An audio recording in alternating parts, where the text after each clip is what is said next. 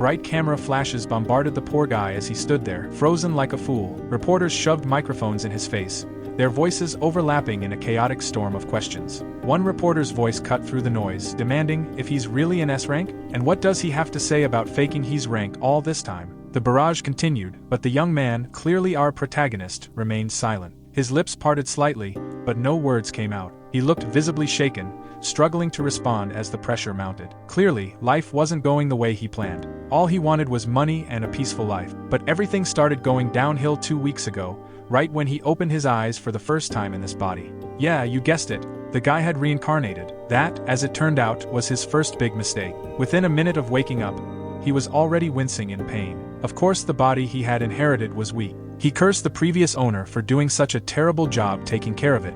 What kind of neglect left someone feeling this miserable? Stepping outside, our protagonist saw a crowd gathered near what looked like a dungeon gate. Dozens of people were jostling to get a glimpse of several hunters who had just cleared it. Juan, yeah, that's his name now, watched with a mix of awe and envy. He wished he could raid dungeons like them, but then he remembered. The previous owner of this body was an F rank, and also he can't use magic because of the weakness of this body.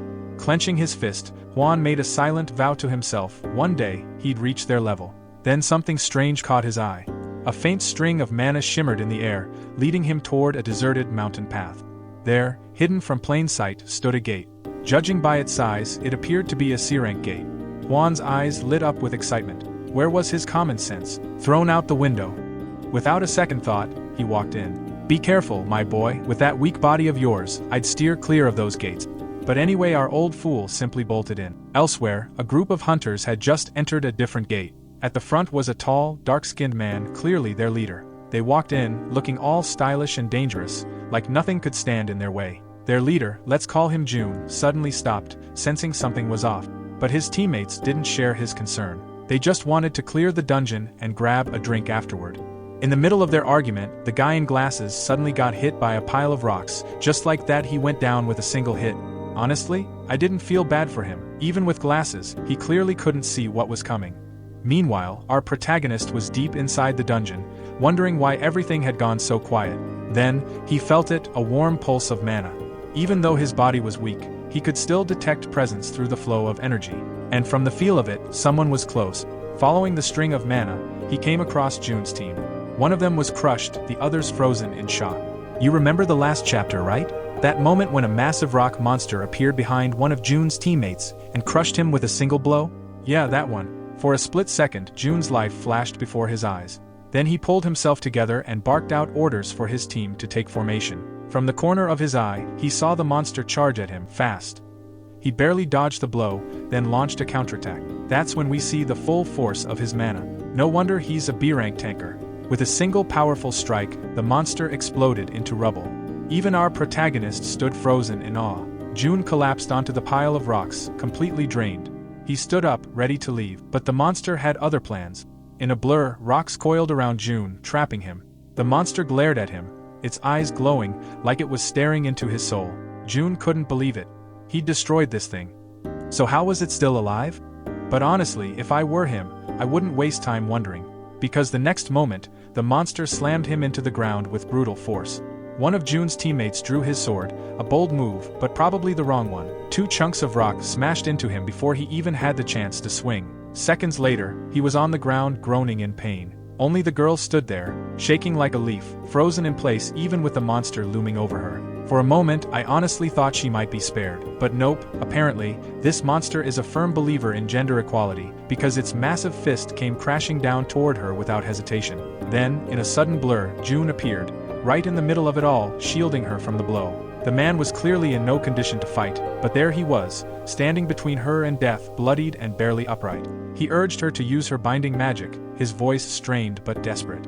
But what did she do? She ran, like a scared cat, no hesitation, no second thought, just turned and bolted, leaving her team and June to face their fate alone. And then it happened. The monster's fist connected with June, slamming him into the ground for the second time. The guy just couldn't catch a break. Hit after hit, he kept standing up for teammates who seemed all too ready to abandon him. And now, he was out cold, or worse. We see our protagonist walk out, all sharp and unbothered, like he owned the place, heading straight for the massive monster that had just flattened an entire team of hunters. From a single glance, he sized it up, a golem, towering, brutal, and heavy-handed. He'd worked on golems in his past life. He knew the type: powerful, fast, relentless, but poor stamina. And more importantly, they all had a core, he just needed to find it. Before he could think further, the golem lunged. Its massive arms swung toward him, but Juan moved like water, dodging effortlessly. Each punch from the creature sent out a shockwave that cracked the stone beneath his feet, yet he remained composed, barely flinching.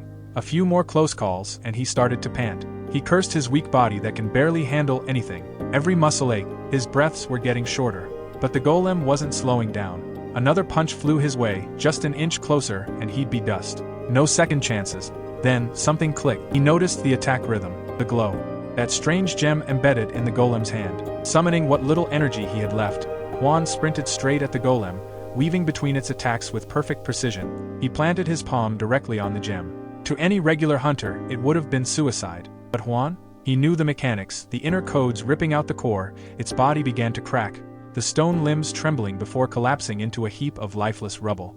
He looked down at the core gem, now dim and silent. Slowly, Juan walked toward the battered remains of what used to be a battlefield. June lay there, bloodied and half-conscious, barely propped up on one elbow. Without saying a word, Juan stopped in front of him and extended a hand. Asking if he needs help, his voice calm, almost casual. If this story hits you like it hit me, go ahead and hit that subscribe button too. Drop a like if your jaw dropped, and let me know in the comments what would you have done in that scene. And with that, I'm out.